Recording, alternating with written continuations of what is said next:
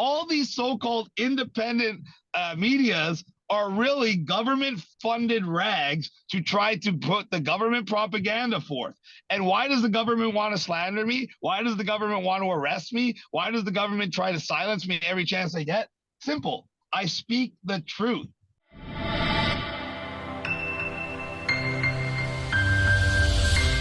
All right. All right. I'm going to start off with something just a little off the cuff. I've always been wanting to ask because I know that people that have ink, right, they get it for a particular reason. Usually it has a lot of meaning. And you have a lot of tattoos. Would you mind just taking a couple of seconds or a minute or two just to kind of explain some of the tattoos and the symbolism of them? Of course. Yeah, please. We'll start with the neck one because that's the one everybody wants, that everyone sees and everybody talks about the most. And everyone's like, oh, he's got a neck tattoo. I mean, he must be a bad guy. Reality check. My neck tattoo is Archangel Michael. Why is it Archangel Michael? Because at the beginning of the pandemic, when I was thrust into this position, and remember, I didn't do this because I wanted to or had desire to. It was a necessity. When I was thrust into this position at the forefront and fighting against the establishment on the front lines, I got that because he represents the leader of God's army and the protector of mankind. And what have I been doing in the last 3 years, if not trying to protect mankind and trying to lead the army against the army of good against the army of evil? So that was the symbolism of that one for me. And I put it on my neck because it's front and center to let everybody know that this is who I am. On this side, everybody sees that. That's simple. That's just my wife. So she's a big part of my life. So the left was Jennifer?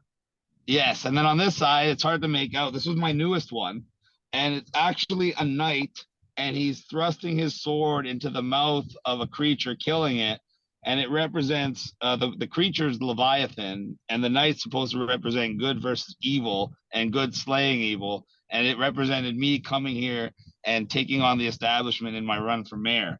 So that one has huge symbolism for me. And then across the chest, I have a chest piece just to link everything. It's more decorative, but I have a Sakyant tattoo from Thailand, which is supposed to give you blessings and different things that are supposed to help you in your journey. And they actually do it with the stick and poke where they hit it. Mm-hmm. Not fun, but it was worth doing. So yeah, every one of my tattoos has a meaning. Every one of my tattoos is there for a good purpose. And to be honest, it's something like 70 or 75% of the population has tattoos now. So if you're one of those people that's like, oh, I don't like tattoos, it's like, you just literally say you don't like 3/4 of the world. Like, it's pretty crazy. All right. Well, thank you very much for sharing that. And for those that don't know, this is mayoral candidate and freedom fighter, Chris Sky. And some of the things I'd like to have a conversation with you about would be your political platform, mainly 15-minute cities. The reason why so many people think that's conspiracy or conspiracy theory, and it's conspiracy fact. So this might wake some people up, I'm hoping. Also, how mainstream media has treated you through the electoral process. Of course, when this podcast is going to play, that will be over. And then why I'm surprised you're doing this to begin with. And you kind of prefaced that when we just started the conversation with the tattoo. So, Chris, thank you for being on the program. My pleasure. And I'm looking forward to answering all your questions. The 15-minute cities I wouldn't even say that's a main part of my platform. It's a main part of my discussion because I know we need to stop it. The main tenet of my platform for everybody listening would be fiscal responsibility, a smaller, more efficient government that actually generates far more revenue than it spends. So rather than having a massive budget deficit every year, we have a surplus every year, which will allow us to increase services while also decreasing taxes, especially on the seniors. So that's probably the main part of my platform, is cutting all the waste, cutting all the useless spending on things like the green agenda and things like the pride agenda, things that we don't need, that aren't going to help the people, aren't going to help the communities, and are just costing us a lot of money and putting us in debt and forcing us to raise our taxes, cut our services, and increase poverty. That's the main part of my platform. But 15-minute cities, and this is according to the Toronto Star, by the way, a 15-minute city will drastically change the way people live and should be the most talked about issue of the election, but it won't be. That was the headline of the Toronto Star article. Thankfully, I ran for mayor, and I am the only one really talking about this. All the other mayors, if it's brought up to them, they'll be like, "Oh, 15-minute city is no big deal. It's just about convenience, and it's just about structuring everything so it's everything's closer for you. Living in jail is more convenient because you don't have to leave the building to go to the grocery store. It's inside there for you. Yeah, it's convenient. Is that how you'd want to live? Absolutely not. So you have to look at what a 15-minute city actually entails. And in order to do that, you have to understand where a 15-minute city concept came from and what the primary purpose of a 15-minute city is. 15-minute city idea came from the climate change agenda, number one. Number two, the primary purpose of a 15-minute city is not your convenience. The primary purpose of a 15-minute city is to reduce the individual's carbon footprint. Okay, let me say that again. Reduce the individual carbon footprint of each citizen. That is the primary purpose of a 15-minute city. And how do they plan to do that? Number one, by eliminating wasteful private vehicle ownership. So the vast majority of you will no longer own a vehicle. That alone will reduce your carbon footprint significantly, according to them. In reality, it's simply reducing your actual footprint. If you do not have a car, you're not going to travel very far. You're going to be either on public transit, beholden to the government's whims, or you're going to have what they want, a bicycle, an electric bike. And if you're on a bicycle, you're never going more than 10, 15 kilometers away from your home, 99% of the time. It gets even better. We also live in a country called Canada, where for 5 months out of the year, there's snow on the ground. Where are you going on your scooter or your bicycle in the snow? Absolutely nowhere. So now you're going to be confined to your wonderful mixed-use building for 5 months out of the year. Very similar to the COVID lockdowns, where they didn't want you to go more than 5 kilometers away from your home. But now you physically won't be able to, because guess what? You don't have a car and you're not going to ride your bike or your scooter through the snow. So where are you going to go? You going to take the time to get on a subway or a bus to go try to find me? Okay, maybe you might, but you're definitely not going to be traveling around as much or as freely as you once were. And that's just for starters. Why did this happen? How was this able to go into law? Our government, we all know our government's declared a COVID emergency in 2020, correct? Right, which you kind of predicted as well. Yes, of course. Yeah. But what most people didn't know and still don't know to this day, that since 2019 in Canada, we've been under an official climate change emergency, just like the COVID emergency. And in 2022 of May, while we were still under the COVID lockdowns, our government quietly introduced a new zoning bylaw under the purveyor of climate change.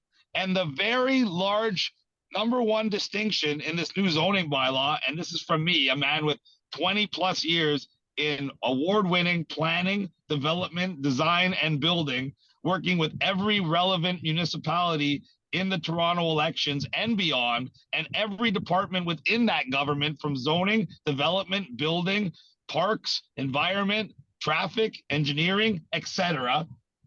I can tell you, since I've been alive and far longer, every single development, large or small scale, would always have to have a minimum amount of parking for the development itself and for the surrounding infrastructure and for future growth and development of the city.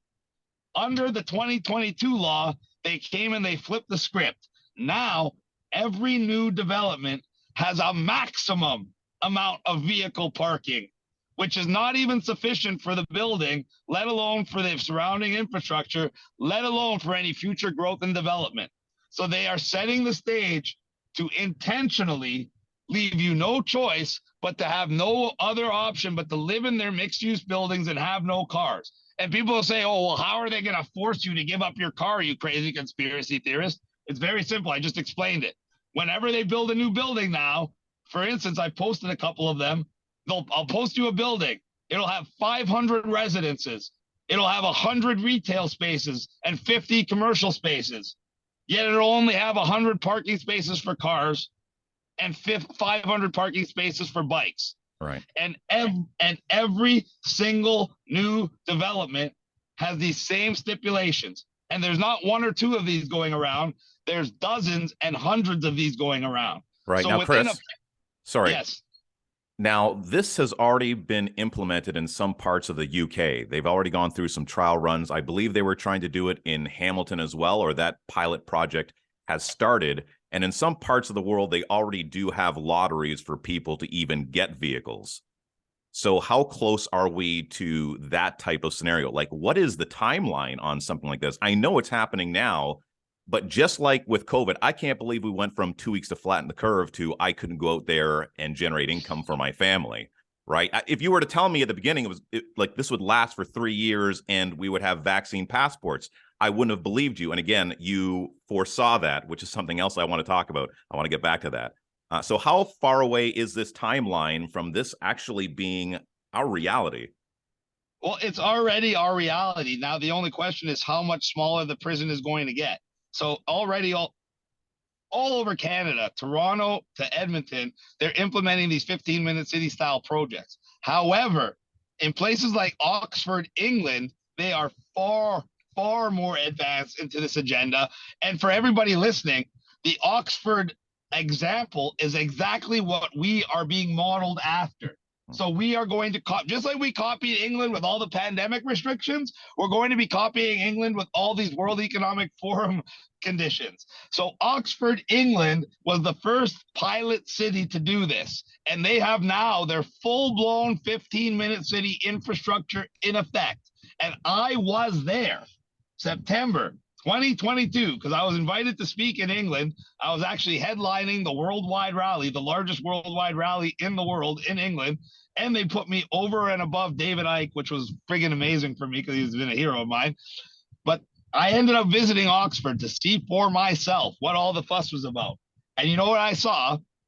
They have now divided Oxford, which was a city, into what they call 6 districts, straight out of the Hunger Games. And already, just in case you wanted to know, Edmonton, which only has about 1 million people compared to Toronto, which is much smaller, has already been divided into 15 districts. So Oxford is now 6 districts. Each district is now separated by traffic cameras that monitor your license plates when you drive through and will ticket you if you drive through at the times you're not allowed or if you've driven through too many times.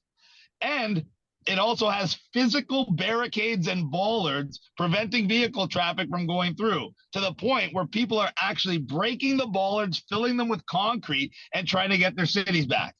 On top of that, to further destroy traffic and small business, more and more vehicle lanes are being replaced with bike and pedestrian only. Now, not only does this destroy the traffic and stuff for the city and the mobility of the city, every single small business on that street is now going to go broke, because all these small businesses rely on people coming in from the suburbs to the city for their specialized product. And when you take away the vehicle traffic, now the only clients they have access to those shops are the ones that are within biking and walking distance. Right. And that's not even a fraction of the clients. So every single small business goes broke. That's what a 15-minute city does. It destroys small business. It destroys mobility. It destroys people's ability to go and to literally just live their life the way they want. So now in Oxford, you have a certain amount of times you're allowed to leave your district before you get fined, and certain times of the day you're allowed to leave your district or you get fined. And how long will it be until they have armed guards there that actually arrest you before you leave your district, just like in the Hunger Games? And people say, well, that's a crazy conspiracy theory. Meanwhile, they already have it divided into districts. They already have traffic cameras and barricades and fines, and they're already trying to destroy small business and vehicle traffic in general. So let me jump in here. It's obvious that you're well-spoken. You've led many rallies. David Icke was actually on this program, and I have great admiration for him as well. And to be able to speak ahead of him obviously speaks of how people view you, your ability to move people. You obviously have leadership qualities. Without question, you're well-spoken. And Lord knows you had lots of coverage from mainstream media during the pandemic, when they had nothing nice to say about you, even though you have these qualities that would make you a good mayoral candidate, being able to maneuver people and inspire people for change. How has the process been? I mean, I've known mainstream media, like I got out of mainstream media myself, and now I'm into podcasts because I won't say that mainstream media lies. You'll probably go that far. I'm going to play nice, and I'm going to say they definitely omit truth. You now being on the inside of that, and at least having an opportunity to run, knowing full well that they were going to do their best to stomp you out. What has that process been like for you? Give someone an example or a feeling of what that would be like, knowing that all the odds are stacked up against you. You're not going to get any favors from the mainstream media, and how you persevere and keep on going.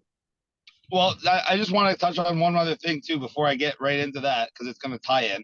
You talked about how I'm a good mayoral candidate because I can inspire people. I'm well spoken, I'm articulate, but I'm also a very highly qualified mayoral candidate because I'm the only candidate that actually has public and private experience. I worked in the private industry in development, design, building, and planning, which required me to work within the public sector but have to be abided by the timelines and monetary constraints of the private sector. So I got things done in the public sector. When they said, oh, it's going to take 6 months, I got it done in 6 weeks. So I was able to cut through the red tape and the bureaucracy of the public sector while working in conjunction with the private sector. Nobody else has that ability that's running. On top of that, I was also in charge of creating the pro formas to secure project financing from the largest lenders in Canada. So I know how to manage money. I know how to manage resources. I know how to get things done in a very short amount of time. I know what things are worth, and I know how to make every resource last. So there's nobody that has that kind of ability. So you would think the mainstream media would be eating me up as a candidate and talking about my over 20 years of experience in the private sector and success and working within the government, and also all of my speakings all around the world, etc. But what do they do instead? They call me a conspiracy theorist. They talk about all the times I was arrested. They never talk about how every single time I was found not guilty. And then the only way I'll even be talked about in the media is when they arrested me once again on false charges, which was just last week. And they put me in the media. They try to make me look bad. And if you go and find any source online that's talking bad about me, and I'll give you 2 examples because you asked for examples. There's an independent magazine called The Local. Look it up, The Local. They have a Twitter and they have a Google webpage that has a candidate tracker page with fact check bios on all the candidates. Every candidate's in there, including me. My biography was so slanderous and defamatory that it looked like a supervillain from a comic book. And I took a screenshot of it and emailed them and said, if you guys do not change this within 24 hours, I'm sending it straight to the courts. This is 100% electoral interference and defamation of character. And within 24 hours, it was changed, still completely defamatory, but not quite as defamatory. So you could tell they had consulted lawyers to see what they could get away with. Now, this independent source of media has a page buried, sources of funding. When you click on sources of funding and you scroll down to the bottom of the page, surprise, surprise, there's a giant funded by the government of Canada logo. Oh my God, look at that. Government telling people that I'm bad and using the media to do it. Then you have another site called antihate.ca, run by a man named Bernie Farber. This website was with Antifa, a known terrorist organization. On top of that, it slanders me very badly and other freedom fighters. And then if you search in Google, you find out that Justin Trudeau and his liberal government are directly funding antihate.ca. It's right on the liberal government website. So all these so-called independent medias are really government-funded rags to try to put the government propaganda forth. And why does the government want to slander me? Why does the government want to arrest me? Why does the government try to silence me every chance they get? Simple. I speak the truth. And when I'm speaking the truth, while they're telling you all lies, it's pretty easy to tell who's telling the truth and who's telling a lie. And they can't argue against the truth with more lies because then they're just going to make themselves more exposed. So what can they do? They could try to discredit me, defame me, so people don't listen to what I say. They could try to lock me up so I physically can't be heard, or try to intimidate me so I become silent and don't speak out. But when none of those things work, what can they do? Answer exactly what they're doing now. Try to pretend like I don't exist when every single person in the country is talking about me and talking about my campaign.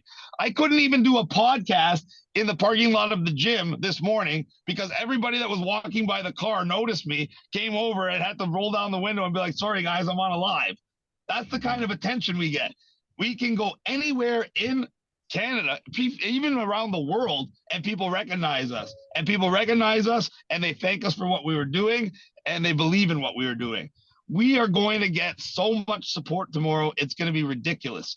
And we have a secret weapon that nobody else has, besides the truth, which is the best weapon of all. You know what that is? Tell me, Chris. It's the people like me, the unregistered voter. There's 1.9 million registered voters right now for this election, which is also a record because in 2022, there was only 1.6 million registered voters for John Tory and all the other positions that were being elected. Now, this is just a by-election for the mayor's position. Never before in history has a by-election had more registered voters than the normal election. But now we have 300,000 more registered voters, which could be a good thing or could be an indication of massive voter fraud. However, we have another thing. There are over 500,000 people like me that are eligible to vote but not registered. They're not included on any list. They're not included in any polls. They're not included in any calculations or equations because 99% of the time those people don't vote. That's why they're not registered. But why don't they vote? Because every election, they look at the hand-picked candidates that the media is telling them they can choose from, and they're like, wow, none of those people represent me. None of those people are going to make any difference in my life, so I'm not going to waste my time to go vote. With me, they don't feel that way. With me, they feel like I'm their only hope. I was one of the only people, and you like my predictions, so I'm going to give you predictions. Okay. I was one of the only people that predicted that this by-election would have more votes than the actual 2022 election. And people said I was absolutely nuts. That's never happened any time before in history. All the analysts, including my own political strategists that work on my campaign, told me they anticipate only 350,000 votes in this election. I said, hogwash. We're going to get a minimum of 600,000 votes in this election. And sure enough, early voting for the 2022 election was 110,000. Early voting for our 2023 by-election was already 130,000. So we're already on pace to have more votes than we did in the by-election, which is something that's never happened before in history, which is something that I predicted.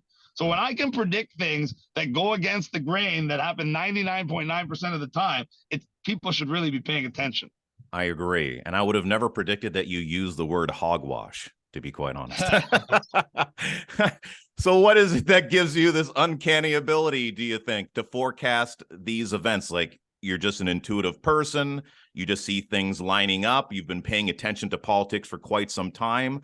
Or is it just the fact that you pay so much attention to just government and maybe the history of governments as well when it comes to looking to further their control? Do you want the real answer, or do you want the answer I'm supposed to tell people? Give me a little bit of the one that you're supposed to tell people, then give me the truth. I just have an extremely, extremely developed deductive reasoning skill set, better than Sherlock Holmes. Is that the one that you're allowed? Is that the one you're saying is okay to tell? Like, and then you're going to tell me the real one? Which one is it? Or we have to decide? That's the one I'm supposed to tell people. Okay. And the real one? Well, if anybody knows about families that actually influence things, people like the Rothschilds, the Rockefellers, and people that are behind the curtain, etc. Let's just say I was associated with them since I was born in Canada. So I know how these people think. I was immersed in their world growing up. I know exactly how they feel about the general public. And I just know their characters, and I know their moves, and I know their skill set. So it's very easy for me to predict what they're going to do, especially when they basically have it all planned out for generations in advance. Right. I don't know how to say it any better than that without getting myself assassinated. Yeah. Again. Like, am I going to be okay? I'm just going to omit this part from the podcast. Oh my God. That's a bunch of hogwash, Chris. All hogwash, I swear. All hogwash. Okay. I only have a couple more questions. Thank you so much for your time. I really do appreciate it. Now, I'm surprised that you ran to begin with. Oh, by the way, that's the other reason I got the Archangel Michael, because it's almost like I was being prepared to be a Trudeau-style global puppet leader, And instead, I just became a champion of the people. Yeah, which, we appreciate. Now, I had mentioned very early on in the podcast, like why some or myself surprised that you were running to begin with. And the reason is I saw you on a previous podcast with your wife, Jennifer, that you have tattooed on your arm. And she was the one that had a really strong influence in regards to you speaking out and saying what you had to say. From what I can recall, it was just something along the lines that you obviously saw that things weren't going the way that you wanted this country to go, and you felt compelled to say something, but she was just that little bit of a nudge to get you to speak. And then go figure, speaking would lead for you being a mayoral candidate and trying to influence, a city and a country. And the world.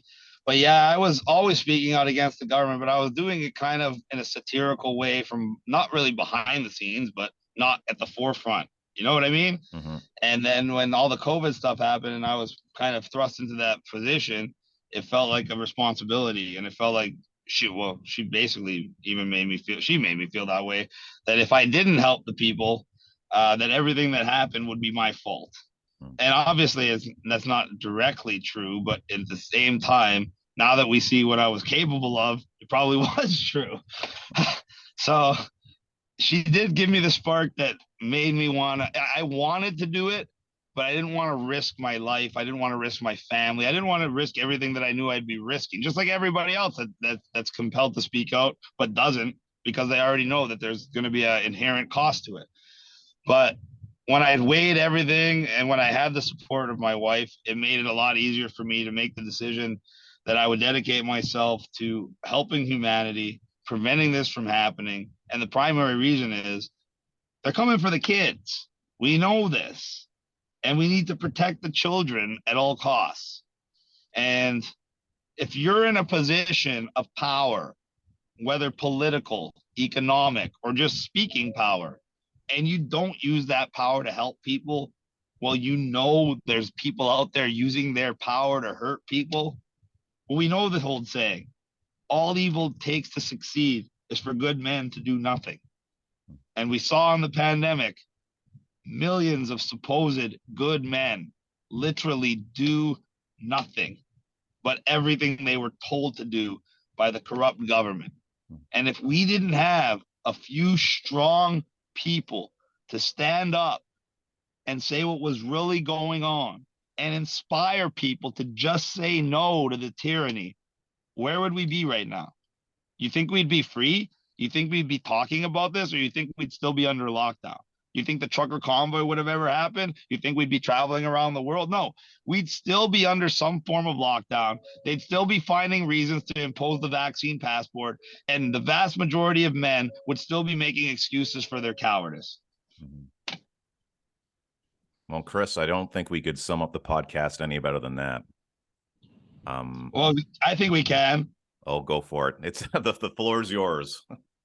It's very easy. There's a massive psychological propaganda campaign being waged. We knew that since the start of COVID. All of us are still suffering PTSD from it. So the mainstream media is lying. And the mainstream media is going to tell you Olivia Chow or any other candidate's going to win. And a vote for me is a waste of a vote. That is the biggest lie anyone's ever been told.